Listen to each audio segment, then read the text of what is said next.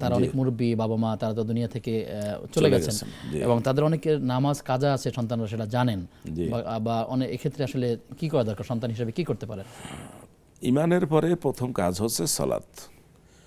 সালাতের ওয়াক্ত পেয়েছেন, কিন্তু ইমানদার লোক সালাত আদায় করেন নাই, সেই ক্ষেত্রে সালাত না আদায় করলে তিনি ইমানদার থাকেন না।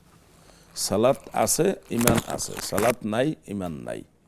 সুতরাং আমাদের কোনো মুরব্বী বা যিনি প্রশ্ন করেছেন, আমাদের দর্শক শ্রোতা মুসলমান ভাই বোনদের আত্মীয় স্বজনদের মধ্যে যেই হোক অথবা অনাত্মীয়ই হোক, যিনি সালাত আদায় করেননি, তিনি ইমানদার অবস্থায় ছিলেন না।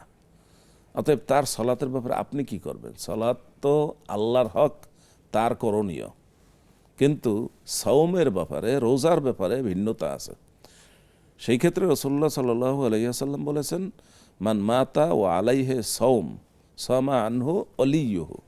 কোনো ব্যক্তি রোজা তার দায়িত্বে ছিল, সে রাখতে পারেনি, সে মরে গেছে, তার রোজা তার আত্মীয় স্বজন রাখবে, কিন্তু সালাতের বিষয়ে এই ব্যাপারে কিছু বলা হয়নি। তাহলে তারা বেশি বেশি কি দান করতে পারেন বা সালাত ইস্তেগফার করতে পারেন? যদি আদায় না করে থাকেন সেটা তার দায়িত্বে, এবং সালাত আদায়ের কাফফারার কথা কোরআন এবং হাদিস দ্বারা প্রমাণিত নয়। হ্যাঁ, এখন যারা জীবিত আছেন আত্মীয় স্বজন, তারা চান যে তার মুরব্বী মা বাবা অন্যান্য আত্মীয় স্বজন তারা এই অপরাধ থেকে মুক্ত হোক। সেজন্য তারা কি চান, তাদের জন্য তাদের পক্ষে কিছু করতে চান। সেই করার ক্ষেত্রে আপনি নিজের থেকে, যেহেতু দলিল প্রমাণ নাই, আপনি নিজের থেকে তার জন্য দান সদকা করেন, তার জন্য দোয়া করেন,